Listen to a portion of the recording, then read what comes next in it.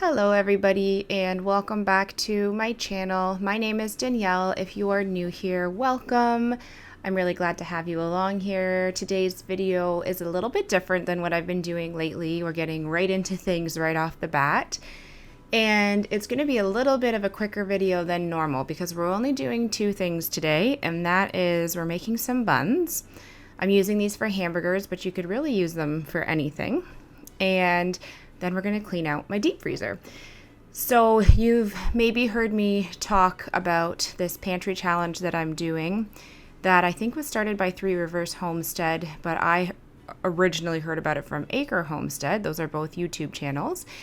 And it's basically for the months of January and February. You make up your own rules, but really what you're trying to do is use up a lot of your own food, reduce the amount you're going to the grocery store or what you're paying on groceries, and trying to use up stuff that's in your freezers and your fridge and your cupboards that you maybe don't get to or don't even remember that you have anymore. So for this day, we were going to be having some homemade burgers that were in the freezer that had been in there for a while. And I decided that instead of making burger buns, instead of buying burger buns, I was going to make them.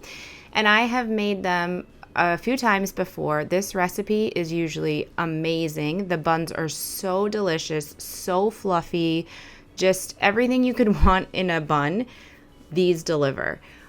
But for whatever reason, this time around that I made them, you'll see at the end when I show you the finished result, they just weren't great. They didn't rise, which sometimes happens to me, but then they rise really nicely once they're in the oven. So I wasn't super concerned at that point, but I don't know. I'm not really sure what happened. They were pretty dense. We still ate them, but they were not as enjoyable as they normally are. But I thought, you know what? We all fail. We all have kitchen fails. We all have, recipes that we try that don't always hit the mark. But that's not to say I won't use this recipe and make these again, because every other time they've turned out and they're amazing. These use instant yeast. And my instant yeast in my fridge is not old, and I have since made 4 loaves of bread with my instant yeast, and they've all been beautiful and risen so nicely. So it wasn't my yeast. I'm not sure what I did wrong here, but that's fine. I'm sharing with you anyways. And yeah, once these buns are cooked, we'll head downstairs. We'll get the deep freezer cleaned out. If you like what you see, please go ahead and subscribe. You can like this video, leave me a comment. Maybe in watching this, you can tell me what I did wrong here or have some tips or tricks. I don't know. But anyways, we'll chat some more throughout the video.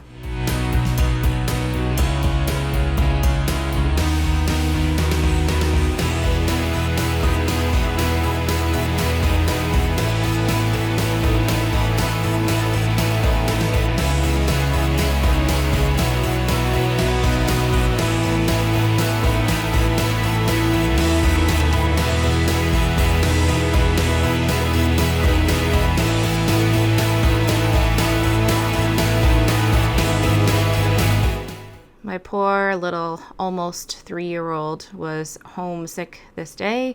He has honestly probably missed as many days of Montessori as he has gone. He's just been getting every virus you can think of. It feels like we send him for a week and then he's home for a week, pretty much since the beginning of October. And I think I've mentioned that in previous videos. He's a COVID baby. He didn't really get out much for the first few years of his life. And even though his brother was in school, his brother was wearing a mask for a while. So I just think he's really playing catch up. So he was home and he was helping me make some of these. So you'll see his little hands reaching in there a little bit, especially when I got to this part.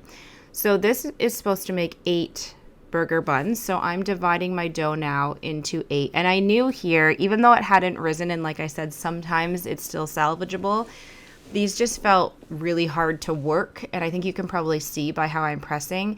The dough is usually a lot more pliable, and I think it's supposed to be more pliable if it's done properly. So I'm not sure what happened, but I'm dividing. So I divided into 2s, and then I divided each half into 2s. And eventually we'll end up with our 8 sections that we're going to then go ahead and shape into buns.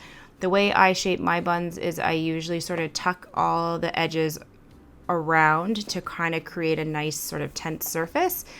And then I rolled around on the counter to try and even it all out and make sure everything's sort of smushed together, which I also didn't do very well. I must have been rushing this day, or I don't know, maybe it was because the dough wasn't very pliable. But when the buns were made, they still had some wonky shape to them as well. I definitely didn't shape them as well as I have in the past. So we're going to get them all shaped, and then we will get them onto the pan and we will let them rest one more time before we put them in the oven.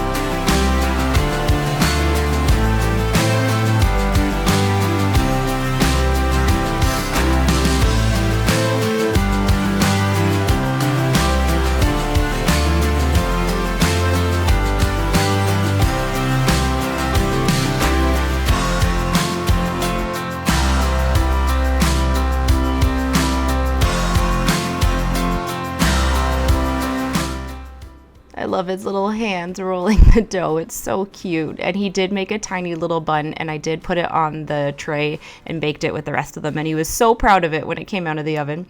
So this is what they look like before I cover them up to do their last rest. Like I had mentioned, I think I let them rest for another 45 minutes. And then we got them all baked up, and I'll show you in a second what they ended up looking like. So yeah, some of them had decent shape, but some of them looked like they had been rolled, and just, I don't know. We'll try them again, but this was a fail. We did still eat them, but not as good as they have been in the past. Oh, and the sesame seeds that I used on top were also not great, so I had to throw all those out too. So just, fun experiment.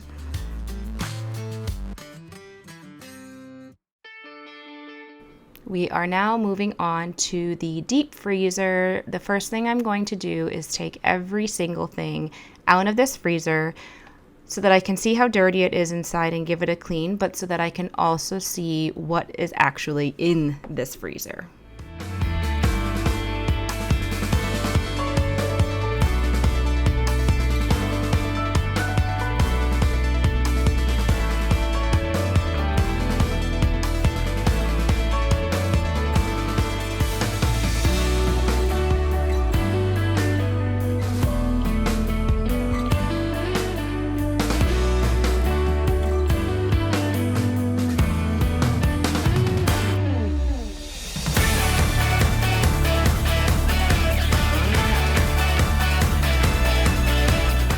Actually is not as bad as I expected. So this little pile is all nuts here. We have 1 bag of pierogies. These are all veggies. I have 4 jars of green onions that I froze from my garden. I got to start going through those. These are hemp hearts, flaxseed, chia seeds. We have 2 things of hummus, fruit, not as much as I thought we had down here. So blueberries, pineapple, and some mixed berries. This is our biggest thing we have to start going through. These are some meals that were made for us. We hired 2 girls a while ago to make us some meals in a time when we were pretty busy. But a lot of the things the kids wouldn't eat, and some of the things I wouldn't eat, so we kind of stopped making them because it was only Andrew eating them. And then we were still having to come up with a meal for the kids, or the kids and myself. So what I might do, some of them have actually broken. I don't know if you can see that. Like it's totally broken off. So the ones that are broken, I think I'm gonna thaw and get Andrew to start working through for lunches this week. The only things I'm gonna throw out are these. These are French onion soups, either from Costco or M&M Meats, I don't remember. But I have not bought French onion soup since before we went plant-based, and we went plant-based before Oliver was born. So these are more than 3 years old at this point. I'm gonna guess that they're pretty freezer burnt and probably won't taste good. So I'm gonna go ahead and toss those, but the rest of this is all still good. I did not know we had 2 bags of almonds. And the last couple times we've been getting low on almonds, I've actually been buying them from the store. So I don't have to worry about that. I can just open up one of these, which is really nice. Everything else is pretty much kind of what I expected to find. So I'm glad there were no hidden treasures down at the bottom we've forgotten about. I think I want to do a bit of a clean in here. Just get those crumbs vacuumed up. And then, I don't know, I'm going to research and see what the best route is to take with this ice and snow buildup. If I should just try and break it off, or if I should unplug this and let it all melt. I'm not sure. I'll look into it.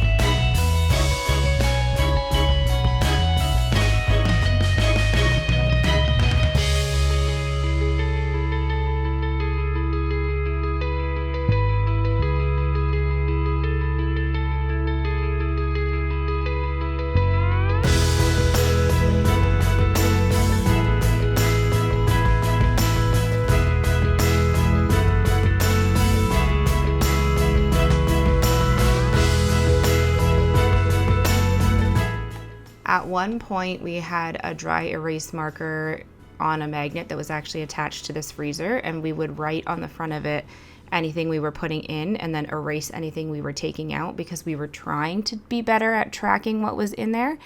But we kind of gave way with that, and then the kids were using the dry erase marker to draw on it. But then Oliver, I think, used real markers on it, and it wasn't coming off super easy for me. So again, you know, I have this applied chemist husband, and he always has pretty much anything I need to get any kind of stain off of any kind of surface. So here he is just getting some of the marker off of the freezer, and it is going to be back to brand new, nice sparkly white again.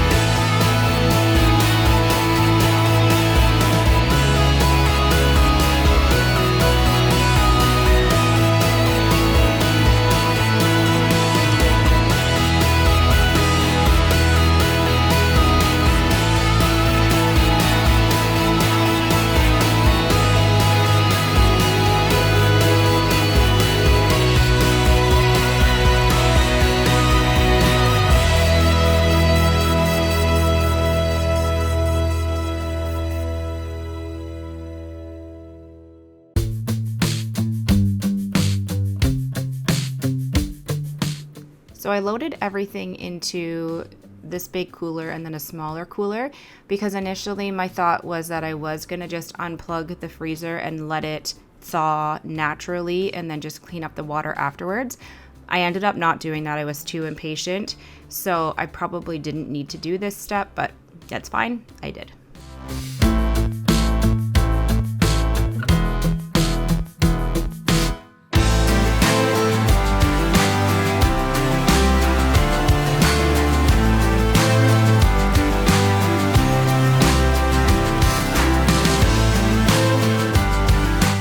Andrew has a heat gun, so we were using that initially to try and get some of this ice melted, and Finn was having fun doing that. But it was taking a really long time, and then something happened to it and it completely stopped working. So I decided at that point I was going to just fill up buckets of hot water and just pour that on the ice and see how much I could get off. I had read that you're not really supposed to chip off any of the snow and ice because you can damage your freezer. But I did definitely go ahead and do that. Once I did that first sort of bucket of hot water, actually a lot of it seemed like it wasn't even that stuck to the edge anymore. So I felt pretty comfortable that I wasn't going to be digging into the sides of the freezer, and it all came off super easy, and I didn't leave a single scratch on the inside of the freezer. So I wouldn't recommend that for anybody watching, because I read that you could damage or puncture your freezer, which wouldn't be great. But it did work for me when I did it really carefully, when the ice was maybe like half melted.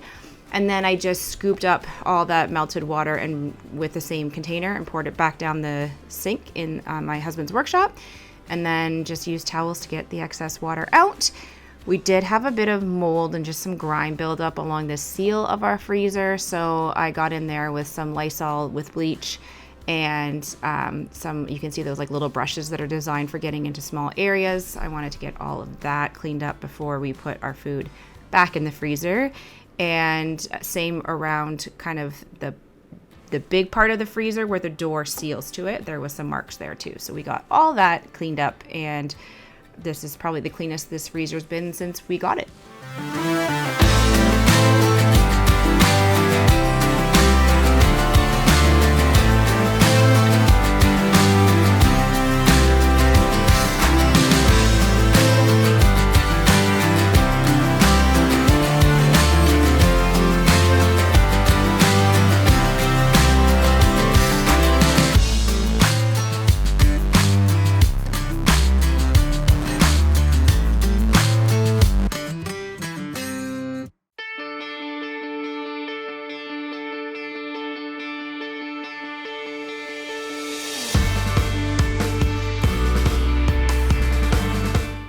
I'm going to take this time to say goodbye to everybody.